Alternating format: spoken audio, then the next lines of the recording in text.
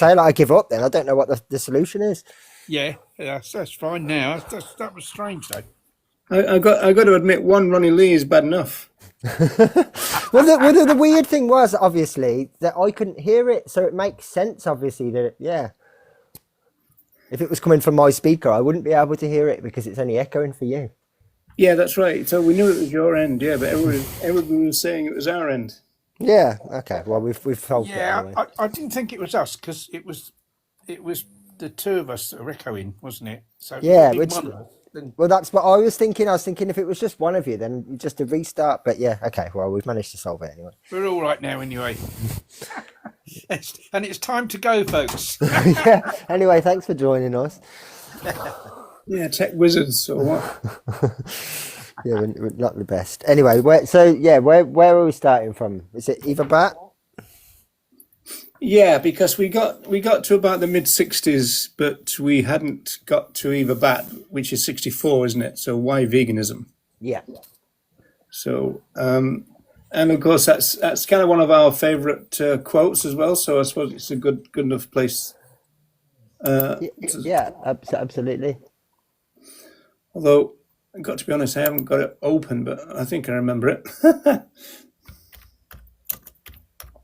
Yeah, I mean it's an excellent essay, and it's part of, if I remember, is it an anthology of Ahimsa or Chronicles of Ahimsa? There's like a collection of essays, and Leslie Cross also writes one. I think there's 8 essays in total that are a part of this collection, and that's why this essay kind of exists. And then it was reprinted in the vegan issue. Oh right, I only know it as a booklet. Is it a booklet? But I know there's a number of different essays that made up the booklet. It's something of Ahimsa, Chronicles or Anthology or something along those lines. And there's a number of essays by a number of people that make it up. Oh, yes, okay. I remember reading that years ago. Yeah. Yeah. It's one of those things, although you two might be able to have more luck than me in one of those like oldie vegan Facebook groups. It's one of those things that like they don't exist in print anymore. It's kind of like Eva Bat's book of poetry. Someone might have one, but you can't get them. It's sad. But What's a book of poetry called? good question off the top of my head. Something in vain and feathers, in feathers and vain. Hang on, 2 seconds.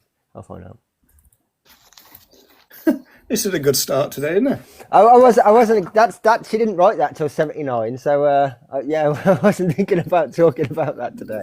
It's just one of those things that, as an example of like, I couldn't find it anywhere on the internet, and then you put that request in the Facebook group, and within like a matter of hours, that lady had scanned it in and sent it to me, and problem solved. So. Yeah, the internet, eh? Yeah, well, it's what I hope one day we may well come across. Someone will have like a box of essays, or maybe even like, you know, the debate from '89 on another cassette or something that is just existing in a loft or a garage yet to be found. I still hold that hope. Yeah, the thoughts of Chairman Ronnie or something. Yeah.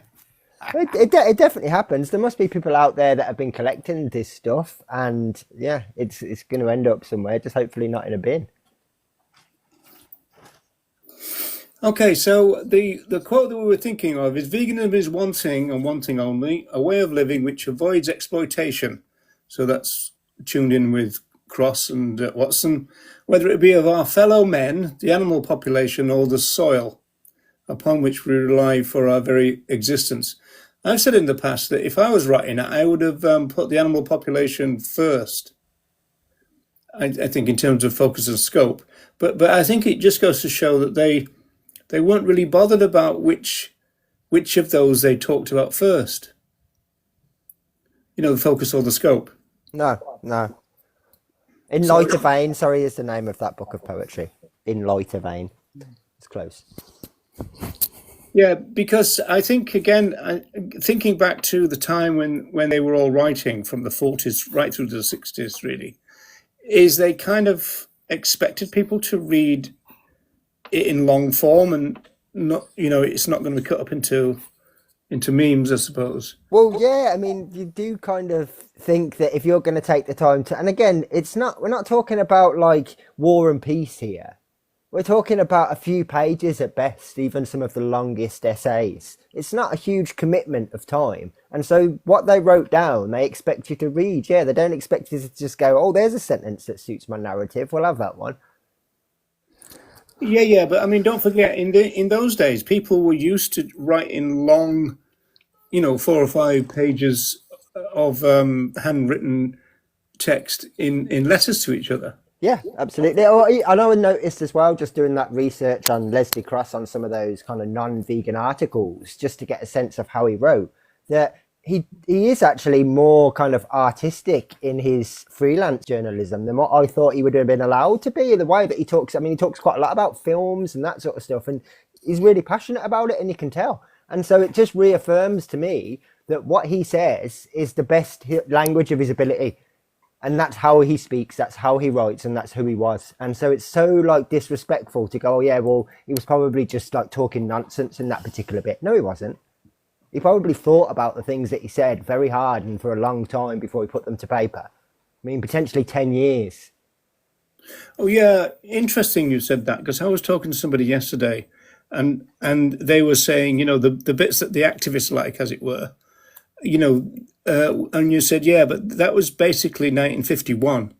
And so it was 3 years later when he wrote his Correct. final philosophical essay. Yeah, and I mean, let's just put that into perspective, for example. So like, we could go from 1944 to 1954 is the 10 years. Well, I've been vegan for 10 years. If I went back 3 years ago, my views, my wording, my language, my understanding, some of the arguments that I would use would all be very different to what I am today.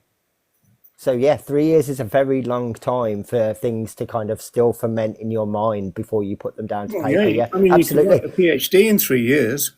Yeah, absolutely. Exactly. This is what I'm saying. So like in 3 years, just my own personal experience is hugely different. And so it's just so ignorant to go, oh, well, he wrote that in 51, so let's forget about the things that he said afterwards.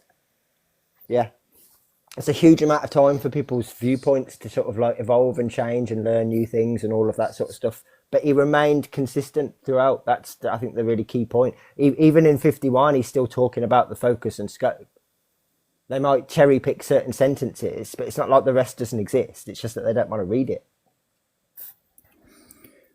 Well, I mean, I suppose really, if people are cherry picking to make any case, Cross doesn't help, because he kind of not contradicted himself, but he does seem to say things which are not totally consistent all the time, which is a bit irritating, to be honest. But that's the way it is. So you've got to deal with what you've got. I mean, for example, you always make the point about humans are also animals, but he did say in those footnotes, yeah, that he separated them out, didn't he? Yeah. So. So what's the earliest thing you've got there, Andy? My earliest thing is spring 65. Yeah, spring 65 as well. I was open on as well. Oh, right, okay. I went for this article by Valerie Domini called Animal Lovers. Animal Lovers. Yeah, Domine. Yeah, I think it's Domine. But yeah. Is that what you picked out as well? No, well, it's I had ID lists and cranks open by Eva Bat, which is literally just one after. Yeah, I've got that as my third bit. Funny enough. Yeah. Because I was going to say to Ronnie that the word crank, vegans were often called cranks a lot, but you don't hear it anymore, do you, Ronnie? No, there was actually a vegetarian. I don't know if it still exists. There was a vegetarian, quite a large vegetarian restaurant in London called Cranks. Yeah, that's right. It's actually mentioned in one of the 60s. Yeah, very well. It's very well known, and they deliberately called that Cranks as a kind of like an ironic joke, wasn't it? An ironic joke. Yeah, exactly. It was ever so popular. Lots of non-vegetarians used to go there. It was just popular. It was a popular place with everyone. Cranks. Yeah, I remember Cranks. Yeah. And funny enough, Mark Gold, who used to be a big wig in Animal Aid, wrote a few books, and he wrote a novel, and that's got crank in the title, but I can't remember what that is, and I couldn't find it on my shelf. But he also wrote a more serious book called Animal Sanctuary, and he wrote a chapter which he called Kathleen Janaway a visionary or crank. So again, that kind of very common language of the time. Yeah, but a crank is something that makes revolutions, isn't it? Yeah, I know that. I know that's always the response, isn't it? Yeah, Yeah. that's it. Yeah, but no, you don't. You don't. The word crank in general isn't used as much now. I mean, other words are used What I instead. was going to ask, is that like an ableism thing, that it's just kind of like not used, or is it just the fact that people have moved on a little bit? Because I don't hear very often. I mean, once upon a time, I used to hear a lot that vegans are like hippies. Vegans are all like tree huggers. I don't hear that very often anymore. No, I think it's because vegans have become more mainstream, and so it's not quite so associated. I think people would use words maybe more like kind of weirdo or something like that now, rather than crank. Yeah. To be quite honest, crank's not. You don't Looking really. at the definition, informal, it means to inject a narcotic drug. Oh, Rather to than, crank. Oh, to crank up. than Yeah. Oh, tranquil- it's cranking up, right? Yeah, yeah. But there's the funny thing is, there's no immediate. Oh, hang on, wait a minute. What's this one? A person who has strange or unusual ideas and beliefs. So that's one of the. Yeah. That would be the one that was applied. And Although an that's unpleasant and easily annoyed person. That's you, Ronnie. somebody who's cranky. Yeah, that's someone who's cranky. There's a bit Someone who hasn't had their tea and that. in it, like you know. Yeah, but you certainly don't hear it anymore. In that No. same book, Ronnie, it says Ronnie Lee, dangerous criminal ? That's the gold book. Oh well, yes. I mean, there's one of his books has got a photo of me in it with a dog that we used to have. Yeah, this is the one. Yeah, that one. Yeah, I remember him coming to visit me and us going over one of the local parks for him to take that. Yeah, I got. I mean, your chapter is very heavily underlined, actually, in my version. So Yeah, I don't know whether I've still got that book. No, we did used to. We haven't got it apparently. there's a white dog. Yeah, Demo. That was Demo was rescued. She was a German Shepherd cross that Louise rescued. Yes. And had her from a puppy, and lovely dogs. Yeah, She yeah. was gorgeous. But there's a funny story relating to that park, because like there's a hill in that park, and up the top of the hill there's this kind of big it's like a kind of sort of community centre type place. It's where people go to vote in the elections now, and there was a big posh dinner going on in there. I don't know whether it's Tories or people like that. They were having this posh dinner in the place, and it was a summer's day, and so they had the doors open because it was hot.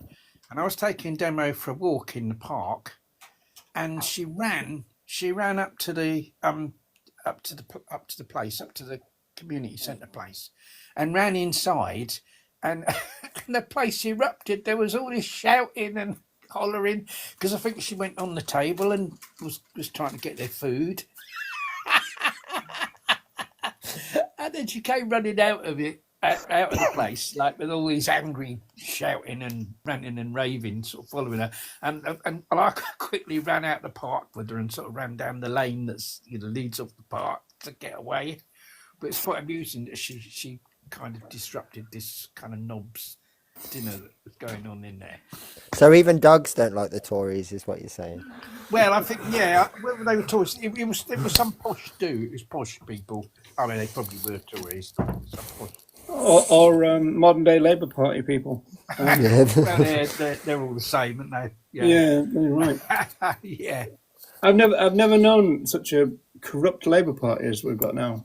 No, that's very true. It's interesting though, you were asking the question about like the kind of definition of crank and stuff, because that's literally how Eva opens that article, in the sense that it all depends on what. I mean, she literally says idealist or cranks. The short answer to this question is probably both. Yeah, but probably if we may be both. allowed to quote the late Professor Jode, it all does to rely on what we mean by cranks.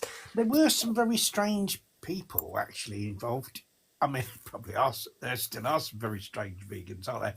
But like involved in the vegan society back in the day, because when I first became vegan and was in touch with the vegan society, they were like it was like a very special thing for somebody to become vegan because there were relatively few of us about in those days. Yeah, of course, And yeah. and I And got obviously to invited. take the time to get in touch with them as well and that sort of stuff. Yes, You might and well have just been like vegan but quiet. yeah. But they invited me to a garden party down in Leatherhead, and I think they invited every vegan in the country to it because they knew that it kind of wouldn't be too full with the number that would turn Yeah, I up. mean, on that Yeah, note, obviously it's just a rough estimate, but how many vegans do you think there were grand total at that it's point? it's kind of hard to say. There was a vegan family that lived about 6 miles away from me. That was They were getting yeah, 140 people at AGMs in the 60s, Andy. Yeah, this is what I was thinking. Are we talking yeah. like two or Are you three talking about thousand, you probably? 20,000, 50,000? Like, I honestly, I don't know. And Unless you you'd know. have to think pre 76 and post 76 too, wouldn't you? yeah, Yeah, because the 76 the TV program about the vegan society that attracted a lot of members to it, the open door one. But this was before 76. This would have been uh, probably 1972. right. Uh, and I went to this garden party, and there was some very strange people there. There was the first thing that You I felt was right at home, didn't you, Ronnie? well, yeah. The first thing I was confronted with was in this house. It was like Serena Cole's house. It's one of the one of the people around in the um. No, no, I was going to mention that. Serena Cole's garden parties were before. The Leatherhead one was Janaway. It's probably Yeah, Kathleen Janaway yeah. then. If it Yeah, was it was. Leatherhead, it would have been the Janaway Yeah, I house here. think it may have been Kathleen Janaway. Um, and anyway, there was this beam in the house, and there was a bloke hanging upside down from the beam. See, and I walked in, and he shook hands with me like, Upside down.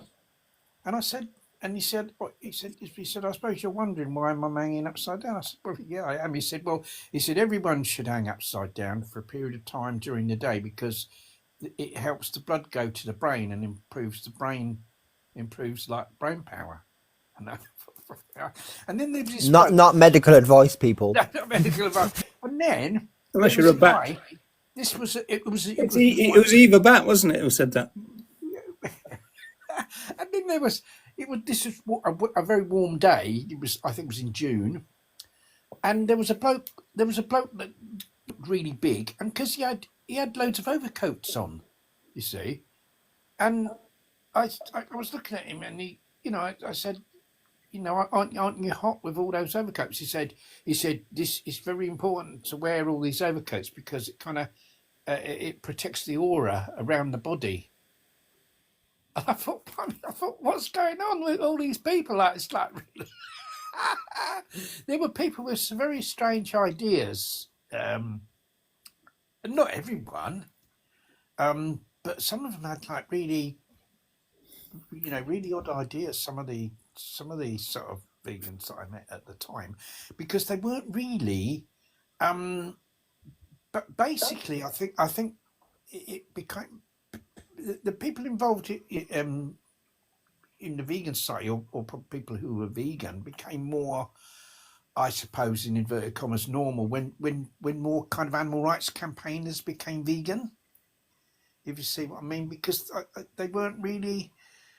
I think the people involved at the time weren't sort of, they weren't Well, campaigners. do you think, Ronnie, do you think that feeds into the fact that I mean, when we were activists in the early 80s, I remember the Vegan Society wasn't really thought of as being part of the movement. No, and I think that was tragic because I think the sort of history of Yeah, it would have brought us to vegan education quicker, wouldn't it? I think if they'd been kind of more campaigning in their outlook, then what would have happened is when the movement became, when there was like an upsurge in activism, the idea of animal rights and animal rights campaigning and everything like arose in the 1970s. When that happened, I think campaigning for veganism would have been included in that.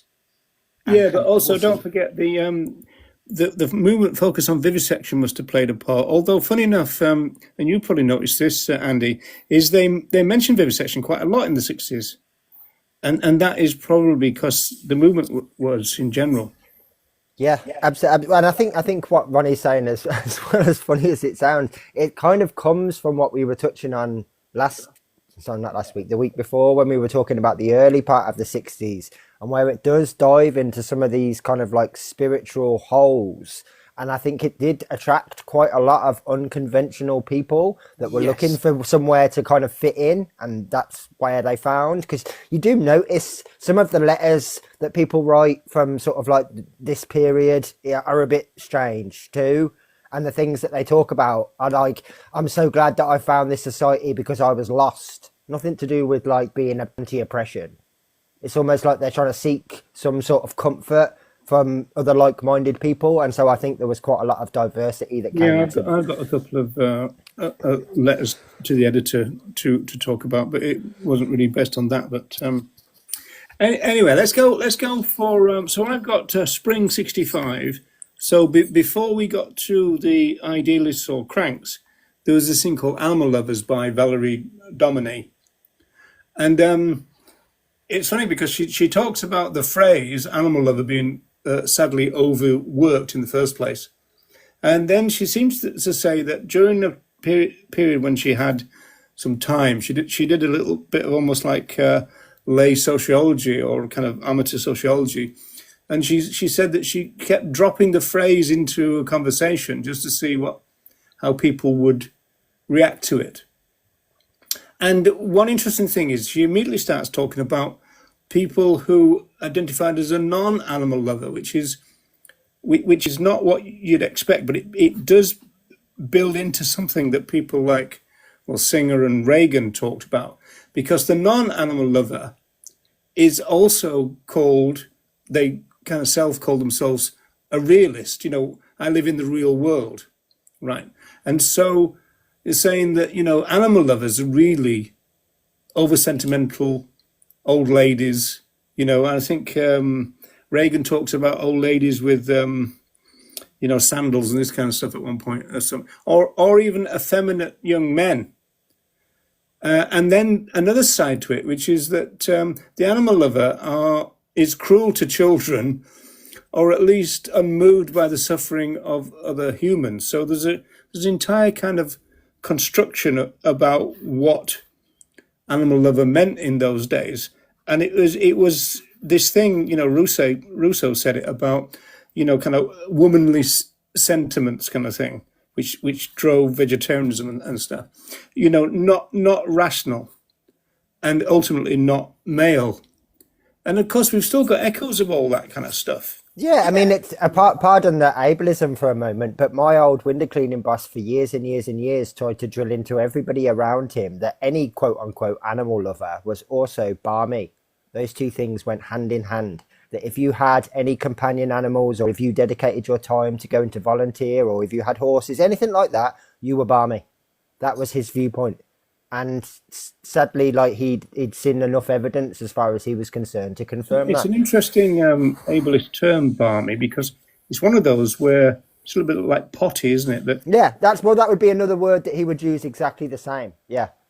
But my objection to ableist terminology is when people used to use it to hurt people as part of some type of abuse or domination or exploitation. Whereas you can't imagine words like potty and barmy being used. Not really, but obviously in the way that he was talking about it, and so in the way that I'm describing, it was always kind of derogatory. Yeah, anyone that's, even if you just had a cat, right? If obviously we were window cleaners, so you would see kind of like the house or the garden. If they had a cat, that was the assumption. Automatically, they are barmy without even meeting them, without speaking to them, without a conversation. Just, you like cats, therefore yes. That's that's interesting, because there was when I lived in a bed sitter for a while in North London, and there was a guy. I had a problem with my window. It didn't need cleaning, but need repairing. And this guy came to repair the window, and he had a three-wheeler car, that was like his pride and joy, and he talked with great pride about his three wheeler. Wasn't called Trotter, was he? Well, no, I think his three wheeler was rather more flashy than Trotter's van, All right. the Del Boy's van. Anyway, it's talking about I keep the car, it's immaculate, this three wheeler and all that, it's everything, So anyway, the conversation went on, and I think he saw a cat out the window, and he started ranting and raving out, "I hate cats. If I see a cat, I try and run the cat over. I'll even go up on a pavement trying to run a cat over." Right? I mean, I didn't say anything. I said, "Well, whereabouts do you live then?" And he sort of told me where he lived and everything. Right? And his car was parked nearby, so I kind of went out. I got the number plate of his car, and strange enough, several weeks later, the vehicle was wrecked. Well, those cats can get militant, can't they? They can, yes, yes. His Some, wonderful three wheeler was somehow somebody's not saying quite that one. you're Uncle Albert, Ronnie. I wonder if he had a run-in with Mr. Bean. Yeah, He always used to run the yeah, three-wheeler off the yeah, road, didn't he? Yeah. yeah.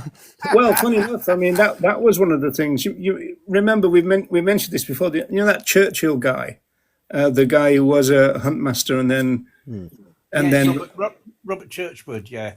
Churchwood. Yeah, well, he Yeah, said in his book that one of the things that started to disturb him was the fact that the hunt supporters and members and staff and all that, they would do that. If they saw one of our fellow animals on a road, they would aim for them. yeah. Mentality, isn't it? Yeah, so it's that Overall because I mentality. think he came up with the idea of kind of bloodlust and stuff, didn't he, and stuff like that. There was a certain kind of bloodlust about them. Yeah, Yes, do I you think. do you remember this for a few years ago, Ronnie? It was not too far away from both of us. I think it was the Hanbury Lanes. There was a piece of paper found that had been pinned to a number of telegraph poles. I think it was Sabs that actually posted it. I'm probably going back about 6 or 7 years, and it was kind of like a scorecard where someone had derived this: if you hit a rabbit, it was 5 points; if you hit a fox, it was 10 points. And these were being distributed around to people as though kind of like encouraging them to hit other animals with their car.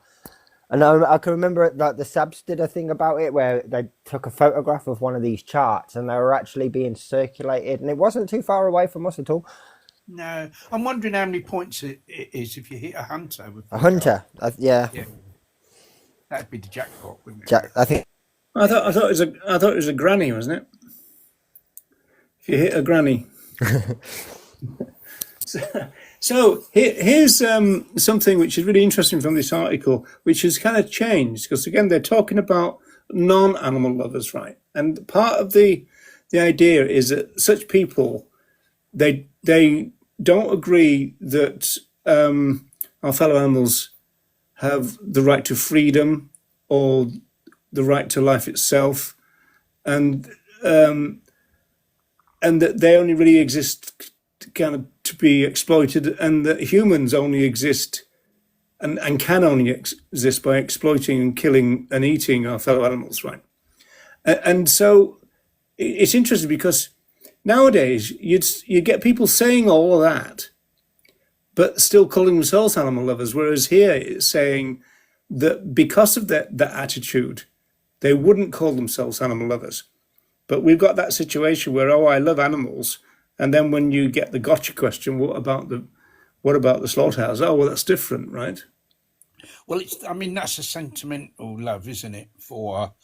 Um, for maybe their own dog or cats, or looking at the lovely little lambs in the field and stuff like that, isn't it? It's the sentimental attitude, isn't it?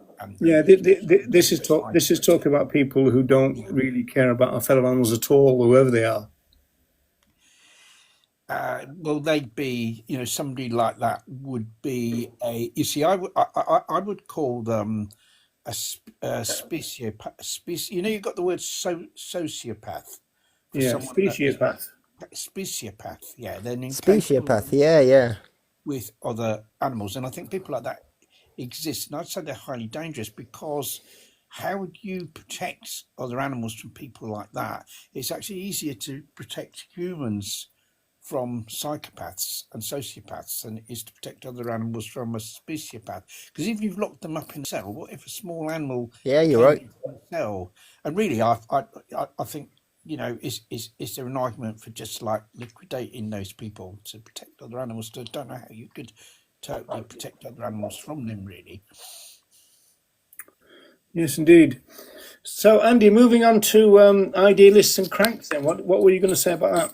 I just thought it was interesting the bit that we kind of you already covered it by talking about the word crank. I just thought it was interesting that like it is kind of how you determine that word because I mean we quite often get called all these sorts of things whatever the terminology is in 2024, but in reality all we're actually advocating is for others to respect others' rights. We're not we're not doing anything absurd. We're not asking for people to kind of go in the street and dance and shout and do anything else. It's literally just the most basic respect extended for other life. It's pretty simple stuff. And so like all these wild accusations are really just projection so that these people don't actually have to deal with the point because what can you genuinely be offended by peace or what could you genuinely have a problem with when we're talking about advocating against exploitation because these are things that the vast majority of people naturally think and feel. They just don't want to extend them and be consistent. So Well, it goes back to it. Yeah, but it's not practical. That'll be fine in theory, but you just couldn't do it. It demands a change in the person's yeah. lifestyle. They have to start doing things they've not done before. Yeah, but wider than that, Ronnie, as well. I mean, like to get what we want, it would take an entire change in culture and Yes. probably economics. Oh yeah, a massive change in economics. Yes. Yeah, absolutely. But just starting with like with the first thing that you're wanting people to stop consuming animal products. So you're starting off with that.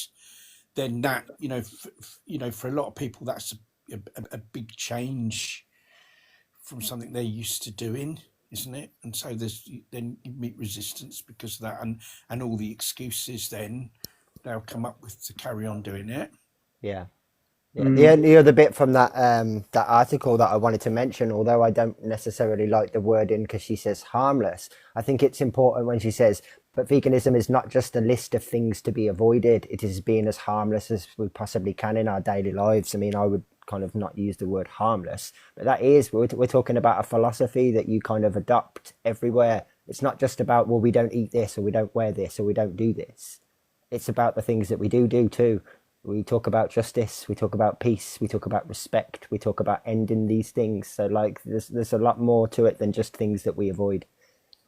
Yeah, there's another bit that I pulled out, and as Joanna said, I made it into a meme earlier on, and Key, I think it's Key, said in the chat, "I'm sick of crop deaths and being an occult kind of accusations."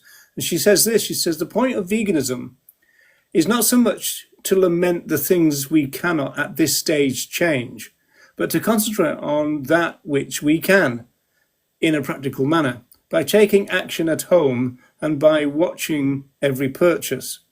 If vegans buy anything which has been produced at the cost of suffering of any other living thing, we have not so much compromised our principles, we have deserted them.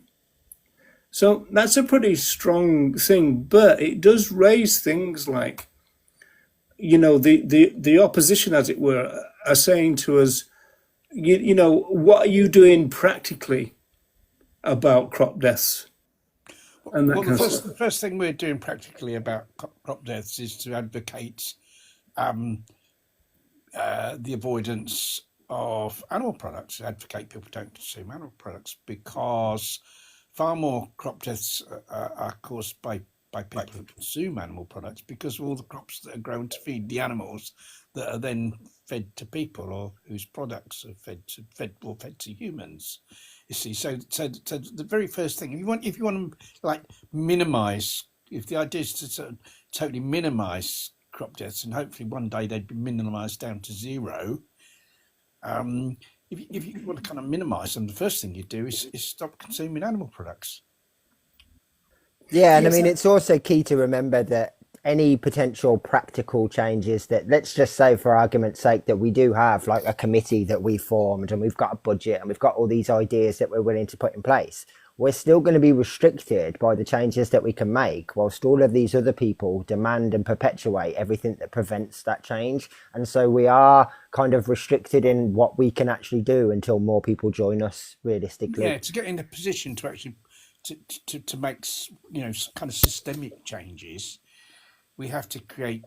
I think the way that the opposition, to put it that way, think about that point though is that, oh, you want us to make the change first before you will. I mean, the fact that we've already made the change that we're talking about, but Yeah, but they're kind of saying, well, you haven't done anything about crop death, so why should I well, do you see, I'd sort of say to them, well, is are you concerned about crop deaths then? So you want you yourself don't like the idea of crop deaths. Well, and we know that they're not, of course. No, but you see, then of course you've put them on the spot to give an answer to that. You see, That's a stick, isn't it? Yeah, and at the end of the it's day, it falls use. back into the category of we can potentially solve these problems, even if it's through the use of whether it's hydroponics or fermentation. We can acquire food without crop deaths, right? We actually have a solution. Okay, practically that's going to be very difficult to implement, and it's going to require wide scale changes, both industrially Yes. and economically. However, you do not have a solution to this problem. Animal agriculture is absolutely the cause of it. And so we have a solution and you don't. That's the real difference. Okay, it might be difficult to get where we're at because the world needs to change. I understand that, and that's the point that I made. And one reply to that was, yeah, but I don't see any vegans kind of setting up vertical farms and doing the R&D to make to kind of bring this thing into Yeah, being. You just talked about it. None of you are doing anything. but vegans are. I mean, one project where a lot of vegans are involved in is something called Reboot Food, Yeah. which is about bacterial fermentation, and a lot of people involved in that are vegans, or at least people that advocate a diet free from animal products and who are opposed to animal agriculture. And that would make a huge contribution to preventing crop deaths, because it would mean that all products that create oil and all protein crops wouldn't need to be grown, and wouldn't need to be harvested, because they'd be produced through bacterial fermentation, and so you'd have a massive reduction in crop deaths. And how many vegans would you say are involved with that project? That's what you'd get. There's a lot of vegans there's vegans directly involved in it, but a lot of vegans support it, through donations and that kind of thing. So there are, it is something that's supported and advocated by vegans, and it's the same with these other forms of farming. It would be the same. Yeah, but Ronnie, you're the only vegan I know that talk about bacterial fermentation. I know I mean, I'm more interested in hydroponics or whatever, just because I find that more fascinating. But fermentation is quite a big thing, and it is absolutely talked about. Yeah. What I was going to say as well is, which does get forgotten. Obviously, we're talking about other methods of farming, but there's at least 3 vegan farmers that I'm aware of now on this app who are all growing veganically without using hydroponics or fermentation, and they're just using the land that they've got, and they're not using pesticides or herbicides, and they're not killing other animals. Yes, yeah. I mean, it can. There's various solutions to it, and there's also, farming without mechanization. Where people are doing stuff by hand, which I think is great, because so many jobs that people do are kind of sort of useless and harmful.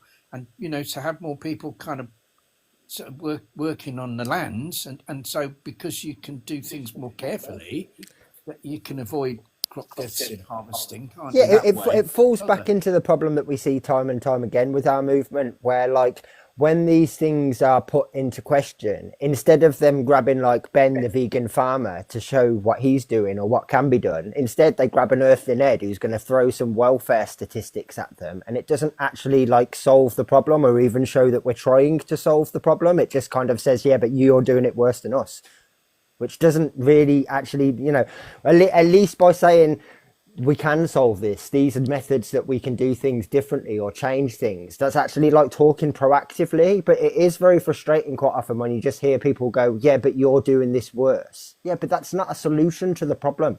That's just a dismissal. Like you need to actually acknowledge that our contribution may be less, but it exists and we want to end it. So what are we doing about that? I mean, I totally agree. Like it's a valid question to ask us. It's just that it's not answered very well most of the time. But there's always this idea that unless you can be like 100% perfect, then you can be as imperfect as you want to be, isn't there? There's that thing that it's just the appeal to isn't it? It's just Nirvana fallacy, the appeal to futility. If you can't do something perfectly, it's not worth doing. Yeah. So and I'd say, well, okay, because I might accidentally tread on an insect, does that mean that I can just go out and just kill every single animal I see, and those two things are equal? And of course they're not. I think this is why Alex O'Connor started making a lot of practicable and possible, because he was rehearsing the reasons why he was going to stop being plant-based. Yeah, I agree.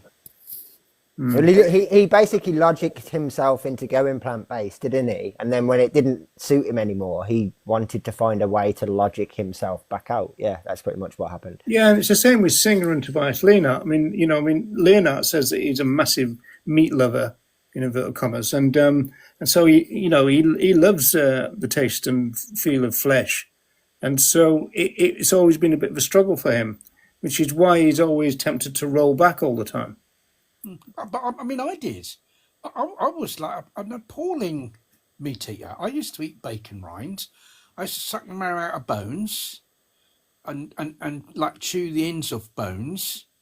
I was just really worst meat eater you could. You're a bone sucker. Honestly though, in all the years that I've spoken to meat eaters and they tell me how much they love flesh, I've never heard anyone repeat that they used to suck the marrow out of bones. Yeah. Well, I've never heard anyone but you do that. I also used to be a sausage sucker.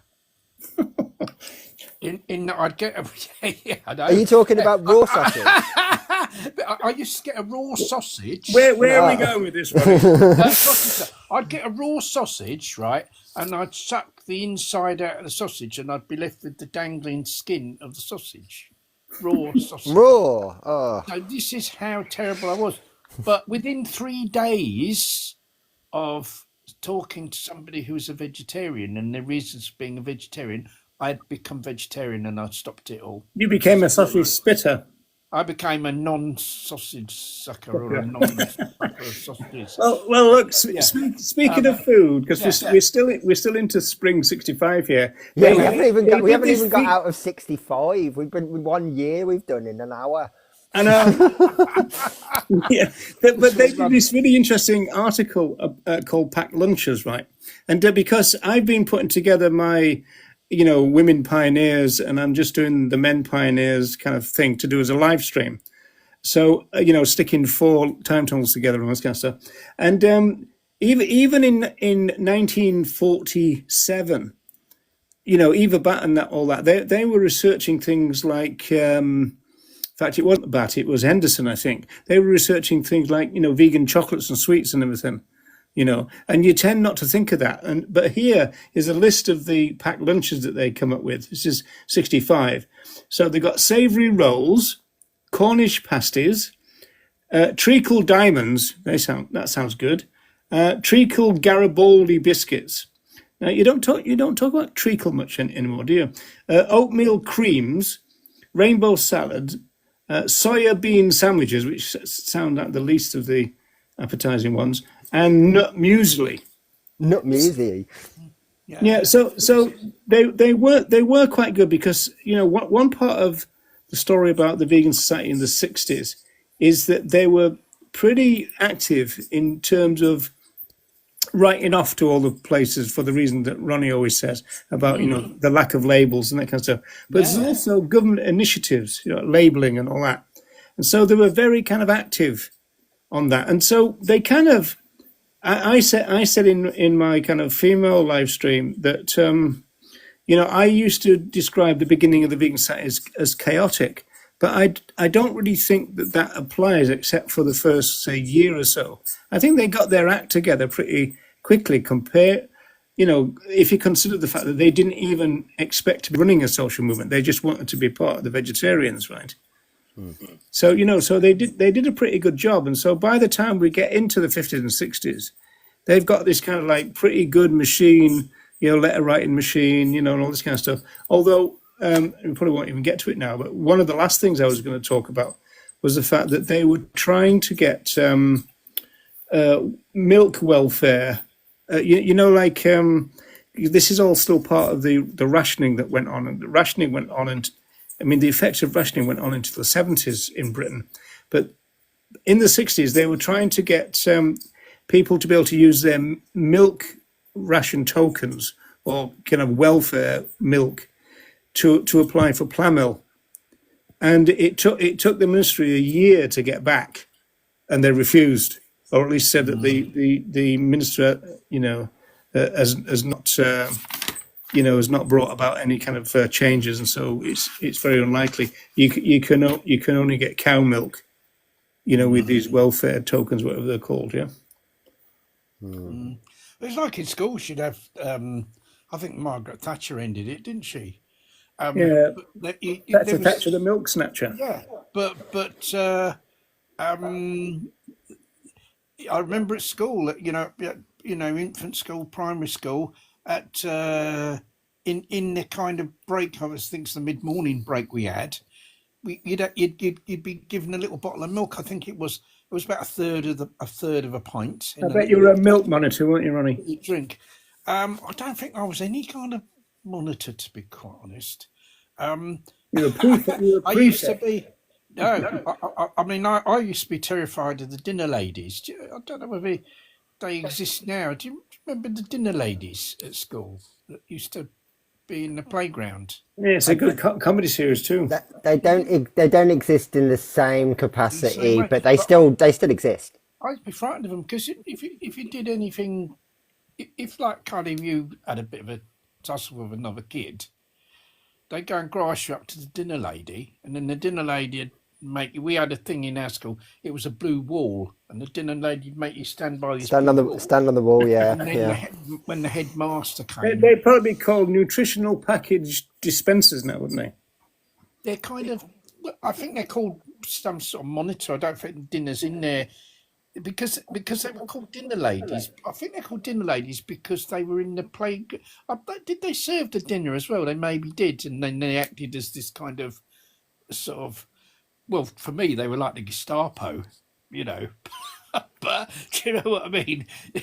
That's how I looked at them. But I used to have a friend who was a dinner lady. She was in the Hunt Sabs. She was a really nice person. She couldn't believe that I used to regard the dinner ladies as the Gestapo. well, that is a bit extreme, Ronnie.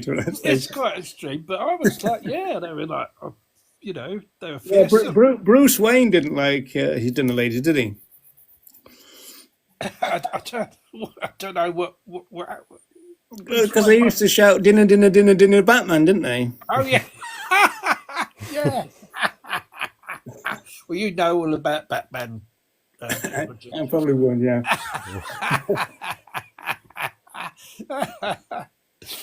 So then I'm moving on to McLennan. So it's funny actually because I was doing Sentient Rights Ireland yesterday, and Jack McLennan came up. The kind of champion, kind of sports person, Irish guy, and it came up in this particular issue, Spring '65, because he just become another kind of swimming champion or something, and then later on there was even another one where he apparently took on the hardest place in the world to swim, apparently, and he kind of beat it, and it was from somewhere called, I think it was called Tory Point.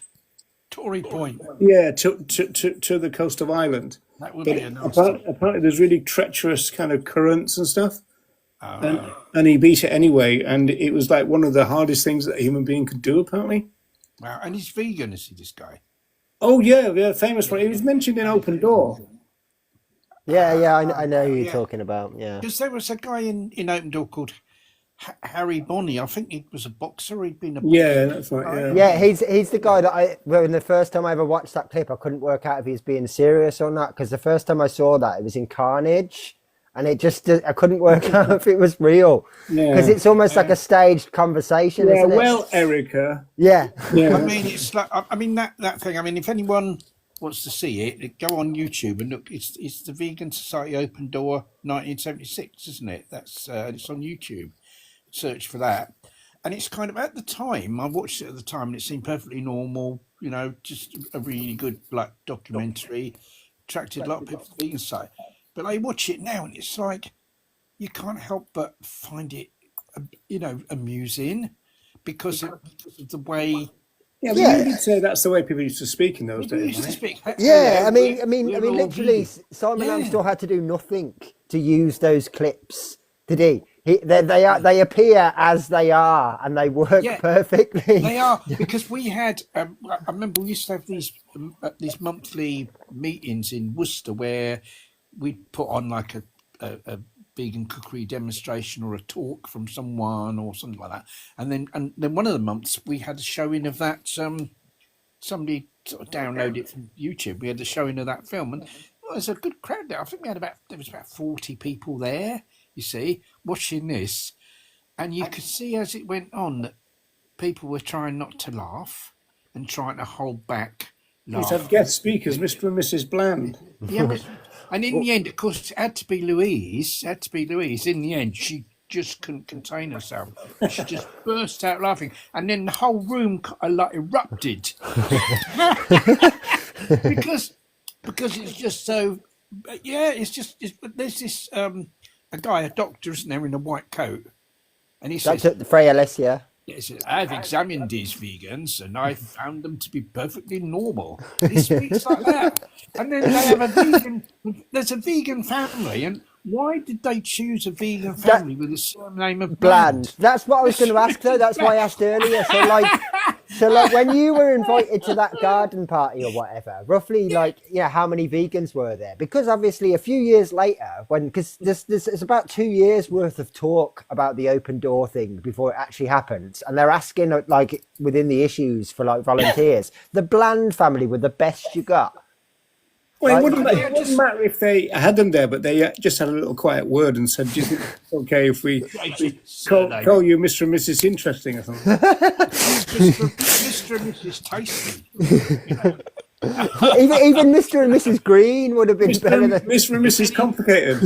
Yeah, and instead of, because, I mean, that's just, I mean, it was just, but what they say, what they actually say in that program is still really pertinent today. It's just the fact that it's got that satirical kind of element to it now. That's the problem, but it's still very valid. I mean, if anyone's interested, I have enhanced both the visual and the audio on that open door, and you can watch it on my YouTube. It's definitely worth a watch. Try not to laugh. I mean, but it's funny because when I watched it at the time, it didn't seem amusing at all. I can imagine. So many other programs were like that. That was how things were back then. Yeah. It's all very kind of stiff, wasn't it? That's what it was. Yeah, very. Hello, we're vegans, and the vegans. Kind of, hello, how are you? Yeah. How long have you been vegan, Harry? And then the last thing from 65 for me, I don't know about you, Andy, but I've got something where Donald Watson is congratulating the Vegan Society on its 21st birthday. So this is Winter 65. It's really interesting because it includes that bit that we've used as a meme. Veganism is a powerful word describing a powerful reform, that one. Yeah. But then he also says this, which is really interesting because it's something that Watson in particular did a lot. He said, it's gratifying to note that the early definition of veganism has not been diluted and that the movement has not been used to further other irrelevant ideas. Long may this be so. And it seems to me that that indicates that, the definition of veganism was always kind of under threat and maybe discussion all the time. And maybe there was this kind of push to moderate and therefore change the language a little bit, because the 60s is very kind of welfarist in tone, the magazines, aren't they, Andy? Yeah. Yeah, so it's that same issue of, if I'm correct, that's where they have the party, isn't it? Where you've got like the photographs of Eva dancing and yeah. Okay. Yeah. Yeah, and they make a big fuss of Dinsha, of course, as they would. He was a good speaker. There's some really interesting clips of Jay Dinsha on YouTube. He was quite a funny speaker. He was quite good. Yeah, he's a very intelligent man. Yeah, so that's 1965 done. So I didn't look at anything from 66. I jumped through to 67. The reason for that is that I was wondering about whether from something like 66, 67, 68, if they're going to mention anything like, the Beatles or the Rolling Stones or anything. Because there's a massive cultural revolution going on in Britain, and they don't seem to have even registered it in the vegan. No, there's not a lot of talk about other things that are going on in the world a whole bunch of the time, to be honest. But you can kind of see the influences in certain places, I suppose, with the fact that there is kind of that whole free love spirituality push for a little while, and then it kind of like fades away, as it sort of did with the decade or so.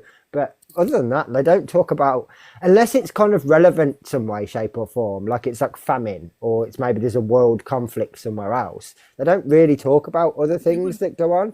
You wouldn't want them to talk about the Beatles. Also, I suppose we have to take into consideration that unless there's a direct link, that then they sort of like, they've got a limited amount of space and stuff like that, probably it's not relevant in any way, shape or form. Yeah, like it would just be a waste. Who's going to write that article and for what? Oh yeah, purpose? I mean, I'm not talking about having massive debates about the Beatles. No, yeah. I know what you mean though. Just like the mentions of the nuances and that sort of stuff. But I suppose they're just. It must be very cliquey, and I suppose they just know who the audience are. Because there is not a huge mention of like real life stuff in any of the decades, to be perfectly honest. I mean, even when you go back to the very start, they don't talk about the war as much as you'd think they would. Well, they do talk about famine, as you said, though. I mean, yeah. If it's kind of like intrinsically linked some way, they will refer to it. But I suppose there wouldn't have been a reference there for like music or that sort of stuff, because it wouldn't have been linked. The first reference to trees, which became a big deal, especially with Janaway, was spring '67. And there's an article called Trees and Life. And there's a society called the Men of the Trees. Men of the Trees, yeah. Yeah. I mean, that would be a little bit of a worrying thing now, wouldn't it, Men of the Trees? But or is that just my mind, But yeah, because of course it would be People of the Trees now, wouldn't it? Or but it started in Africa, because apparently there was a lot of slash and burn going on, and they were trying to, and they eventually did, apparently through the chiefs of the tribes and stuff. They basically said, you've got to replant, as you're kind of harvesting. You can't just leave the land and kind of act like nomads and just kind of like go to a productive area, kind of wreck it and move on, type of thing. But I mean, it's a very relevant thing, because the main destroyer of trees is animal agriculture, isn't it? That's what they were saying, yeah. But they were saying you can mitigate against it, though, because they were saying the goats were a problem. Said that herds of goats were eating all the young trees. Yes, regeneration couldn't happen. Yeah, I think it's interesting as well that this period of time where things are, I don't want to say like fluffy, but definitely a little bit more fluffy than they were the 10 years before, and obviously what comes afterwards, has all got to do with the people that are involved directly at the top. So from like 63 to 69, I think, Frey Ellis is the president, And so, I mean, he's a doctor at base level, and he's very kind of spiritualistic. And then obviously you've also got like Jack Sanderson, who again very spiritualistic, who was there before. So I think it's kind of like these people are leading the fray, and then when Eva Bat sort of moves up from being secretary to president, things get back on a more even keel again. Yeah, Because it is interesting. I mean, there were, but then again, Cross said very spiritual things, though, didn't he? yeah, he did. He did. I guess the difference between what he was saying and some of the stuff that comes afterwards is that it's always kind of mitigated back to, it's all linked. Whereas there are some articles in some of the 60s and maybe the early 70s as well, where I'm just kind of a bit like, this has just got like nothing to do with anything really in regards to like what the philosophy is. This is just kind of like you talking about harmony in the future and all that sort of stuff. And it's like, well, it's just a kind of a little bit. Yeah. Well, I think that one of the reasons for that, and it links in with the way that they started behaving, was the fact that they were becoming internationally known. They were, that they were having kind of interest from all over the world at the time. And so that meant that they were then open to like the North American influence about ahimsa and that kind of stuff. Yeah. And so I think that there was almost like a general kind of, well, we're not in this all on our own anymore. And so they took notice of what other people were saying, who were taking notice of them. Yeah, absolutely, yeah. And I think it goes back to what Ronnie said earlier about that party with the guy with the overcoats. There's at least one article, maybe two articles that are very much aura based and raising your vibrations and that kind of stuff. You've got that still goes on though. You go to, I've been to vegan fairs, so someone doing tarot cards. That's absolutely nothing to do with veganism, right? And the woman reading the tarot cards was secretly eating a sausage roll from under the table while charging people £20 for a load of nonsense. Okay. And you get that. You still get this weirdy people doing stalls about angels and things. It's nothing to do with veganism. Nothing to do with the philosophy of veganism, is it? And a number of vegans that are into conspiracy theories as well and stuff like that. It's still that weird thing. It's still well, most angels are vegans, though, Ronnie. I suppose they don't eat anything. They don't eat anything, do they? Probably. So they'd be plant based, wouldn't they? Probably, or not? No, they'd be abstaining from. They wouldn't even eat plants, would they? They'd be breatharians, wouldn't they? Yeah, breatharians. It's nothing to do. It's it's a social movement for animal liberation, isn't it? Veganism. It's not to do with any of these things. You never know sometimes, Ronnie. Why are they associated? Why do people associate them with veganism? What about if they're trying to contact Donald Watson through tarot cards? Would that be vegan? Ouija board. Yeah, or Ouija board, yeah. I'll tell you what I had people believing once, that, Linda McCartney, that when they wanted to bring out a new Linda McCartney project, they contacted Linda McCartney on the Ouija board to ask her. Well, better contacting a dead Linda McCartney than asking an alive Paul McCartney. I would agree, yeah. Yeah, that's she's still got more ethics than he has. Ethics, so, yeah. When you needed backing vocals and some keyboards. Yeah. but you know what I mean? It's just, what is this? It's nothing to do with it. And yet it's associated somehow with veganism. What they start mentioning in '67, I don't know if you noticed this, Andy, is the fact they do start saying that they're kind of starting to take part in encouraging members not only to write to politicians and ministers and stuff, but also to take part in some activism.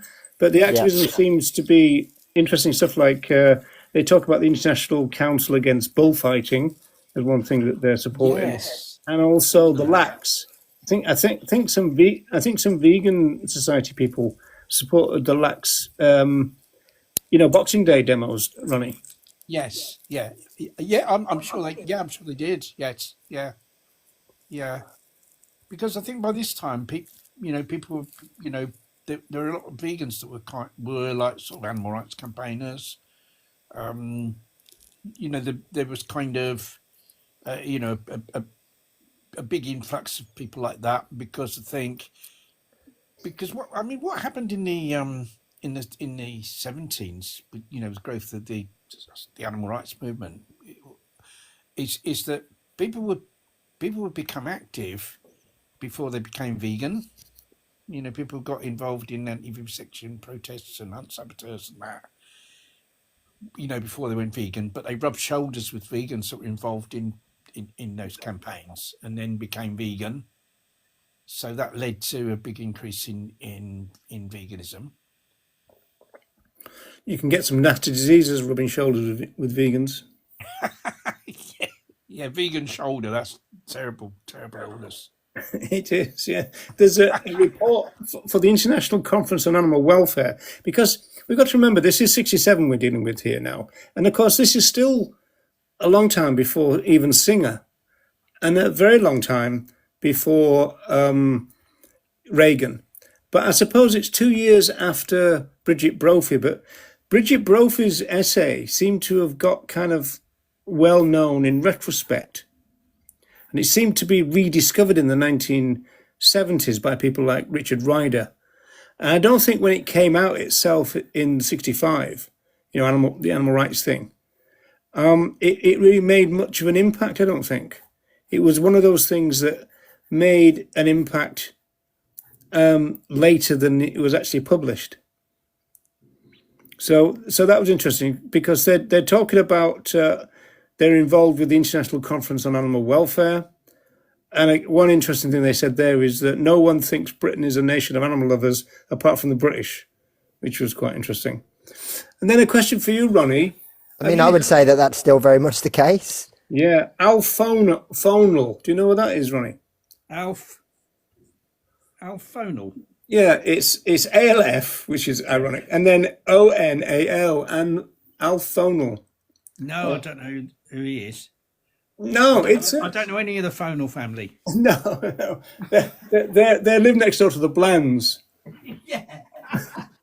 But it's a margarine, right? And so, No, I never heard of that, and that's unusual, because the margarine we used to all eat was Tomor.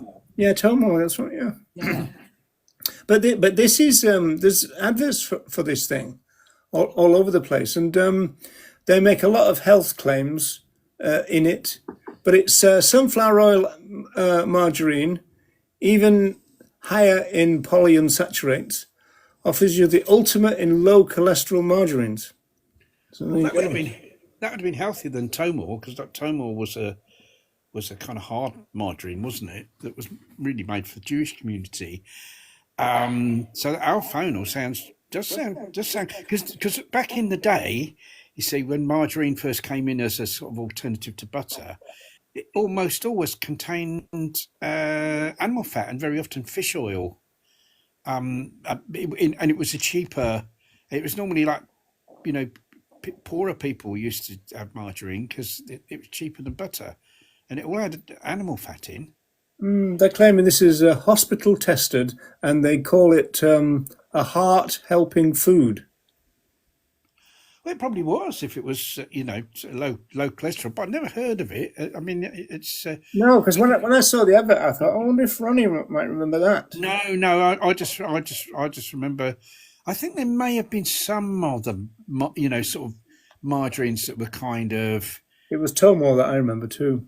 but suitable for vegans. But yeah, Tomor was the one we used to use, because you could get that. It was fairly widely available, because it was it was made for Jewish community, Tomor, because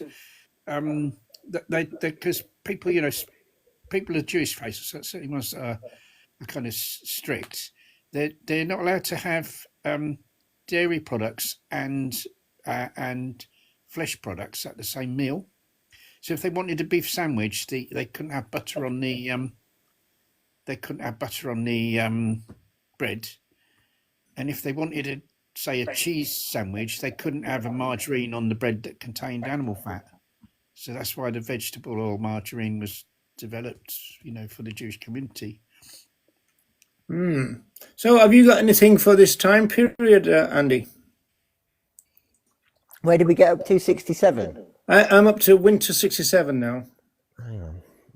So no, I think some of the stuff that I've got will probably be best off saving for next week because it's like 69, 70. All Have you right. had any questions or Yeah, I anything? was going to say, I mean, we're well into the question stage, so it's probably rather than starting because we've only like covered 2 years. So Well, here's another one though about margarine. You know, Flora, right? Yes. They've got like a vegan range now, haven't they? yeah, Yes. But apparently, all the way back to 67, they were either kind of going that way or thinking that way or something, because the the feedback that the Vegan Society got from Flora was the fact that although it kind of had a big splash about vegetable oils and all this kind of stuff on the actual packaging, apparently it did contain what was called a tiny proportion of milk powder or skimmed milk powder. Yeah, whey powder. Yeah.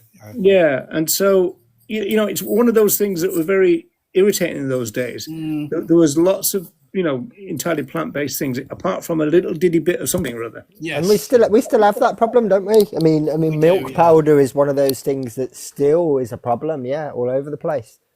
Yeah. Yeah. I mean, there's a load more, my vegan friendly margarines now. This, a huge number now compared with back in the day, and ones that are like soft margarines. So obviously, they're healthier than the hard. You don't really get kind of solid margarine now, do you? It's all soft, I think. And I don't think. Well, you might be able to if you went somewhere specific, but not Yeah. like general sale. The other thing that I didn't realise, despite the fact that I've seen these dates hundreds and hundreds of times, that I didn't really think about until earlier when I was loading up the Why Veganism essay, is that Eva Bat was actually older than both Cross and Watson. I didn't know that. I Oh, think she really? died. Yeah. She died in '89, didn't Yeah, she? 1989 she died, yeah. But yeah, she was born in 1908, and obviously both of them were 1910. So yeah, she was older than the pair of them. Yeah. Yeah. They talk about Plamil fudge in '67. Oh, but that was one thing I was going to ask whether either of you had ever tried, because I've still yet to this day. I mean, you can buy Plamil on the internet, but I've never seen Plamil products anywhere to go and buy still, and I have looked. You have to Yeah. go to a veg fest. Yeah, so they're Yeah. still not like sort of, even now they're still not kind of nationwide distributed. No, no. I mean, we used to get it in tins. It used to come in tins What, back the in the fudge? day. The fudge. No, the Plamil. Oh, yeah, yeah, yeah, Plamil yeah. it was in a tin, So is and it like then condensed milk? yeah, it was like double thickness, and it kind of Yeah, there's it cream, and then you was. water it down for milk, don't you? It Right, was. right. I'm with you. I, Yeah. I.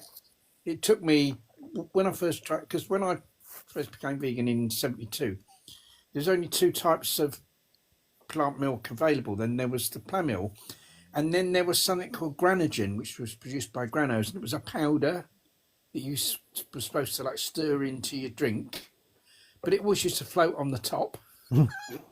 This stuff, and so I went for a year just drinking black tea because I couldn't stand either I couldn't didn't like the taste of the Plamil. But when I tried the Plamil again after a year, I found it was okay because my taste buds had forgotten about what cow milk Well, they do, they tastes do, like, I they do suppose. talk about as well that they had Yeah. a few years of like early testing that wasn't very successful. So it makes sense also that maybe you tested it and it had been changed a couple of times after that. Yeah, I don't know. I mean, but then not so long after that, that the other soy milk started coming to the supermarket. Like there was a Granos, you know, Granos who produced the Granogen powder stuff. They actually produced the soya milk in a carton. And funny enough, in those days, nowadays it's in a litre carton, the soy milk from supermarkets. Yeah. But in those days, it was only a half litre. They'd sell it in half litres. I don't know whether because they didn't think people would drink so much of it or whatever. Yeah, And that's right. And then you got the white wave. oh yeah, there was. I mean, yeah, and there were some terrible ones. I mean, this one thing came out called White Wave, which was like I quite emulsified. liked it. It was very chalky, though, wasn't it? It was chalky, yeah. It was the Granos one that I used to drink, and Like if, then if you went if you went to an art shop, got a box of chalk, threw it into a blender with some water. That was it, really, wasn't it? That was White Wave, and there was some other, there was one called Sunrise or Sun something that wasn't very nice. But then lots more came on, and now of course, because back in those days, supermarkets didn't really produce their own brands. It's only more, more recent years. I mean, it's been quite a few years now, but um, in more recent years, and then where you've had supermarket owned brands, and of course, you've got them producing all the plant milks as their own brands now, as well as the other brands. I mean, it's massive now, isn't it? But there used to be only this one brand you could get from supermarkets for soy milk, and it was the Granos. Do you know there's in '67, Eva Bat's still doing a commodities thing. A heck of a lot of footwear was coming online for which was vegan friendly, which was quite good, including all the big net. Do you remember a company called Timson's, Ronnie? Yes, I do. Yeah. They used to have shoe shops, didn't they, Timson's? Yeah, that's What year did you say you got invited to that party, Ronnie? I think it would. I think it was 72, wasn't it? 72. Yeah. See, I'm just. This one's 71, and Serena Coles is still hosting garden parties in Purley, Surrey. Then It might have been. It was either one of the two. It may have been Kathleen Janaway, because I knew Kathleen Janaway really. I knew Kathleen Janaway probably more than Serena Coles. I knew yeah. I mean, if you did say Leatherhead, so I mean that makes sense that it's Janaway. But yeah, I mean, I didn't realise that they were actually that close because they're both in Surrey. I think it probably was Kathleen Janaway. And does it kind of indicate that the early vegans were very middle class? All got these fancy gardens and garden parties and stuff. That's a skit from the Fast Show, isn't it? Like where it's like taking the mick out of posh people. It's like, oh, we're off to the garden party. So like, yeah, yeah. I mean, but I'm assuming other than the guy that was acting like a bat and the guy that was wearing like 15 coats, there were a few other people there that were normal. It must have been related to Eva. There were people that were kind of not doing those that things. weren't upside down or wearing loads of coats. Well, that's good to know. So you remember Timson's, Ronnie? Do you remember Timothy White's? Oh yes, yeah. You know what they say. The reason the skinhead went to Timothy White's because he didn't want to bother Boots.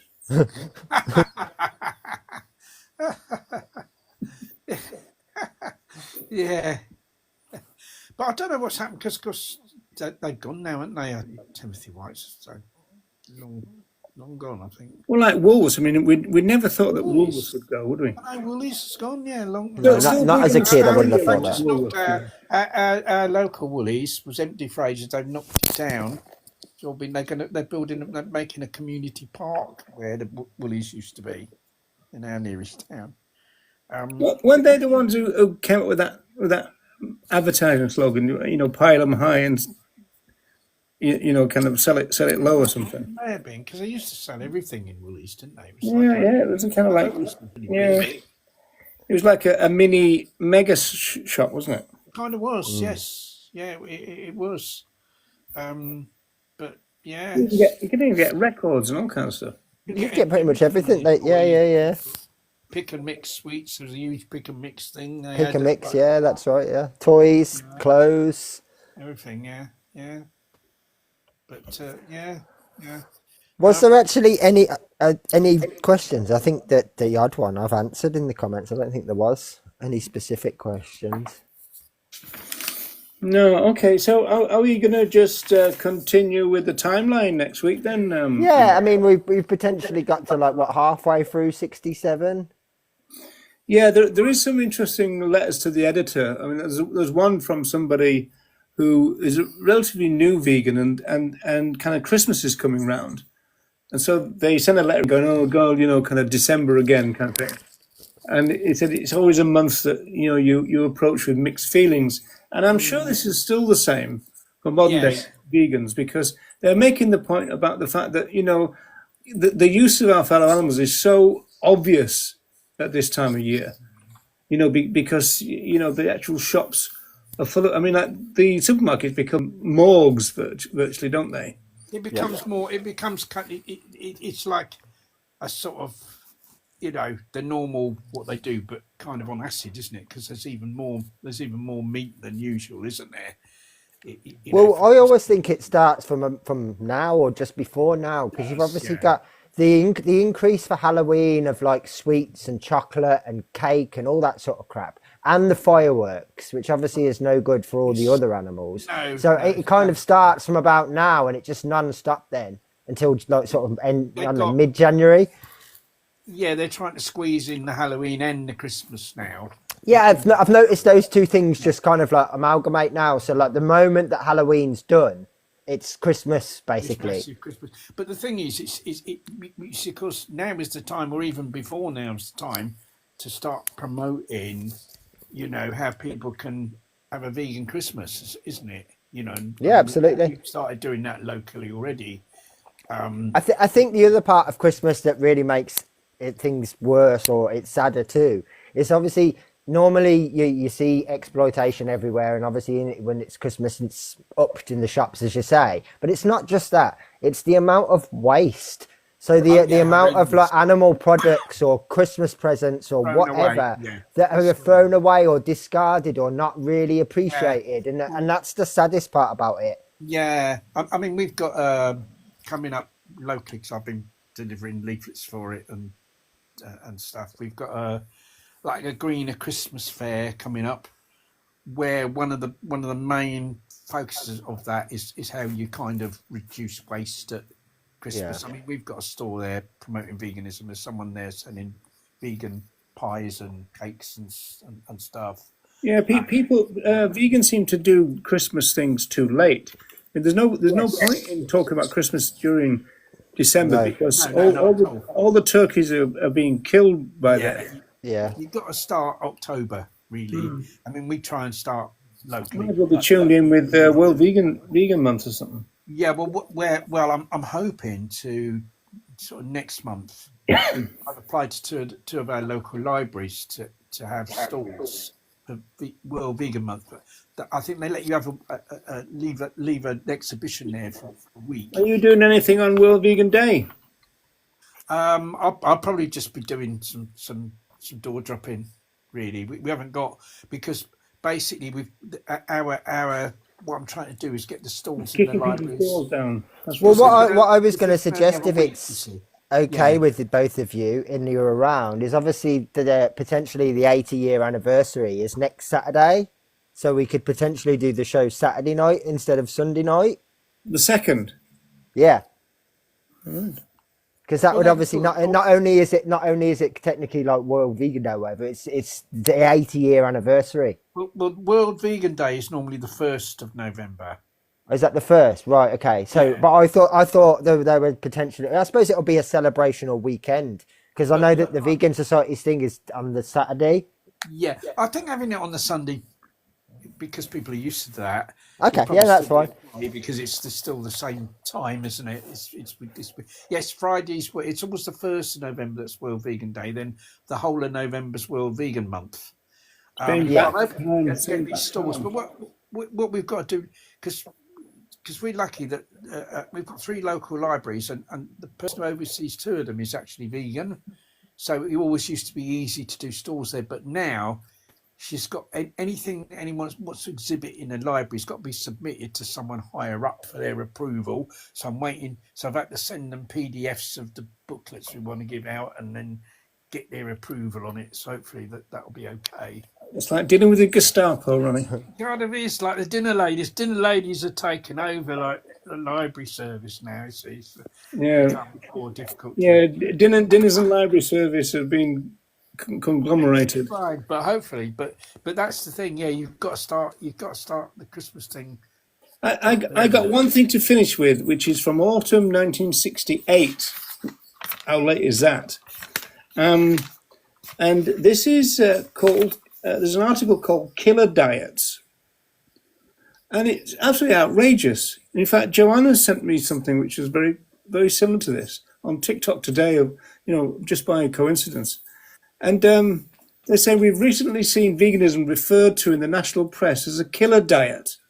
So these are the details, right? So the facts are these. There's a Miss Florence Green, not Bland, who was not a vegan. She was aged 86 and living in a nursing home in Surrey. She fell and broke her thigh. As a result, she developed bronchitis or bronchopneumonia, from which she later died. And then the coroner in Croydon, don't know why they ended up in Croydon, is Croydon Surrey as well? The coroner in Croydon decided that her death was due to the accident, and so recorded it as, death by this. And then up pops this guy called Dr. David Haller and said that it was probably because she was on a potential killer diet. So she was like on a very dangerous vegan diet, apparently. Even though she wasn't. Yeah, I know. I mean, Even though I mean, 86. It's not like she was in her 20s. I mean, this killer diet, she'd done all right from it.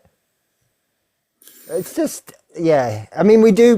That's the kind of stuff that we're still kind of putting up with. it's like it's like what we get now in the tabloid, like the Daily Mail, isn't it? Yeah. Yeah, absolutely the same. I mean, some of the quotes from this guy. I mean, he's absolutely pathetic. This guy.